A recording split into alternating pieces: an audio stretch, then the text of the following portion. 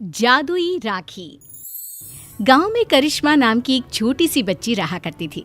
करिश्मा के माँ बाप का बचपन में ही देहांत हो चुका था और करिश्मा गांव के मंदिर के पास रहा करती थी। गांव के कुछ लोग उसे 2 वक्त का खाना दे दिया करते थे और मंदिर के पुजारी जी ने उसके मंदिर में रहने और सोने की व्यवस्था कर दी थी। अरे करिश्मा बेटा, आज सुबह से इतनी उदास क्यों बैठी हो? क्या बात है बेटा? कोई बात नहीं काका, रक्षाबंधन का त्योहार आ रहा है। सब लोग अपने भाई को राखी बांधेंगे, लेकिन मैं तो दुनिया में बिल्कुल अकेली हूँ। अरे बेटा, चिंता क्यों करती हो? जिसका कोई नहीं होता उसका भगवान होता है।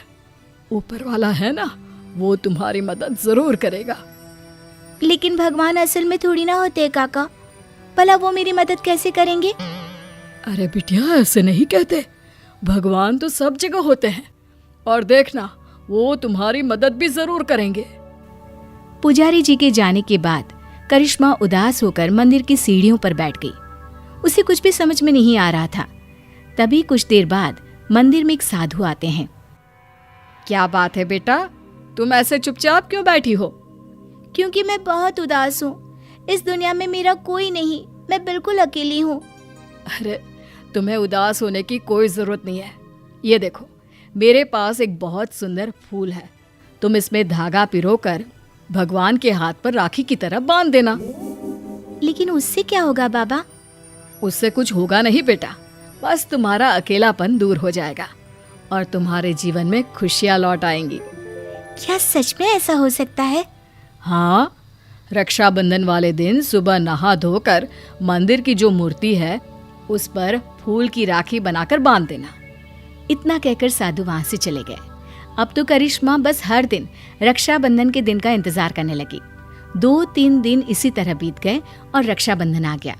करिश्मा सुबह सुबह नहाकर उस फूल में धागा पिरोकर भगवान के मंदिर पहुंची और उसने वो राखी भगवान की मूर्ति को बांधी। ठीक उसी वक्त वहां पर करिश्मा से कुछ साल बड़ा एक लड़का आया और उसने अपना नाम किशन बताया। अरे करिश्मा, तुम्हारी राखी तो बहुत सुंदर है। क्या ऐसी राखी तुम मेरी कलाई पर भी बांध सकती हो? वो क्या है ना, मेरी कोई बहन नहीं है। लेकिन ये राखी में जो फूल लगा हुआ है वो मुझे किसी साधु बाबा ने दिया था और मेरे पास दूसरा कोई फूल नहीं है। लेकिन मुझे तो तुम्हारे हाथ की बनी हुई राखी ही चाहिए, कहीं से भी लेकर आओ। अब मैं क्या करूं? भगवान ने बड़ी मुश्किल से मेरे जीवन में किसी को भेजा है। अगर मैंने किशन को राखी नहीं बांधी तो वो नाराज होकर चला जाएगा। सोचते सोचते करिश्मा मंदिर के बगीचे में पहुंची और वहां से उसने फूलों की मदद से एक सुंदर सी राखी बनाई और मंदिर में पहुंची। ये देखो किशन, मैंने तुम्हारे लिए बहुत सुंदर राखी बनाई है। नहीं, मुझे वही राखी चाहिए जो तुमने भगवान को बांधी है। लेकिन ये कैसे हो सकता है? वो राखी तो मैं भगवान की मूर्ति को बांध चुकी हूँ। तो कोई बात नहीं, वहाँ से वो राखी उतार कर तुम मुझे बांध लो और ये जो नई राखी तुमने बनाई है वो ले जाकर भगवान को बांध दो। किशन के बार बार जिद करने पर करिश्मा ने ऐसा ही किया। जैसे ही करिश्मा ने किशन की कलाई पर राखी बांधी, देखो, अब तुम्हें मुझसे कोई गिफ्ट लेना होगा।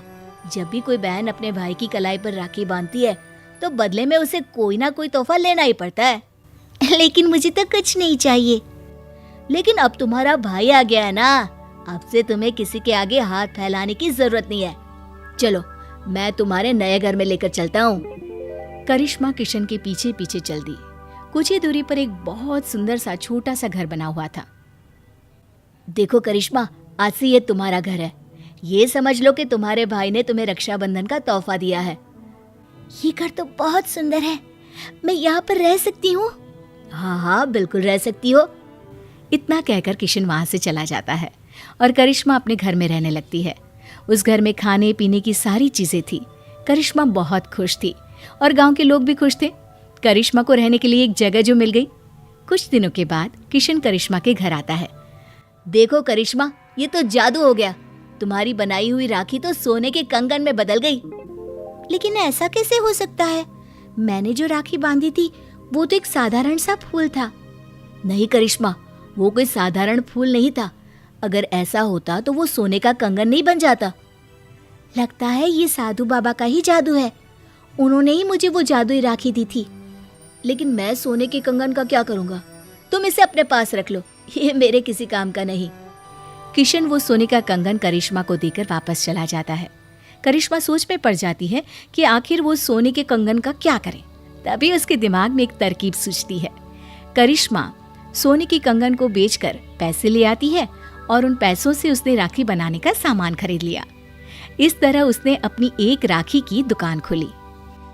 अरे वाह करिश्मा, तुम्हारी राखी तो बहुत सुंदर है। सारी राखियां मैं खुद अपने हाथ से बनाती हूँ और ये ज्यादा महंगी भी नहीं है। हाँ, ये बात तो बिल्कुल सच है। तुम्हारी राखी बहुत सस्ती और सुंदर है। सही कह रहे हो भाई। करिश्मा की बनाई हुई राखियां इतनी खूबसूरत होती है कि हम जिसे भी देते हैं वो खुश हो जाते हैं। अब दूर दूर से लोग करिश्मा की बनाई हुई राखियां खरीदने आने लगे और करिश्मा की राखियों की दुकान बहुत अच्छी चल पड़ी। एक दिन फिर से किशन लौट कर आता है। करिश्मा, मैं तुम्हें एक बात बताना चाहता था। हाँ बताओ ना भैया, क्या बात है? देखो करिश्मा, मैं उन साधु बाबा का ही एक शिष्य हूँ और उन्होंने ही मुझे तुम्हारे पास भेजा था। वो तुम्हारे बारे में जानना चाहते थे कि तुम कितनी ईमानदार हो, इसीलिए वो सोने का कंगन मैंने तुम्हें दिया था और तुमने उस सोने के कंगन का उपयोग एक अच्छे काम में किया है। इसलिए साधु बाबा और मैं, हम दोनों ही तुमसे बहुत खुश हैं और हम दोनों का आशीर्वाद तुम्हारे साथ है। अब आने वाले जीवन में तुम्हें किसी भी प्रकार की परेशानी का सामना नहीं करना पड़ेगा। किशन भैया, तुम्हारे जैसा भाई और साधु बाबा जैसे गुरु पाकर मेरा तो जीवन ही सफल हो गया। मेरी मदद करने के लिए बहुत बहुत धन्यवाद। आपकी दी हुई जादुई राखी ने सच में मेरा जीवन बदल दिया।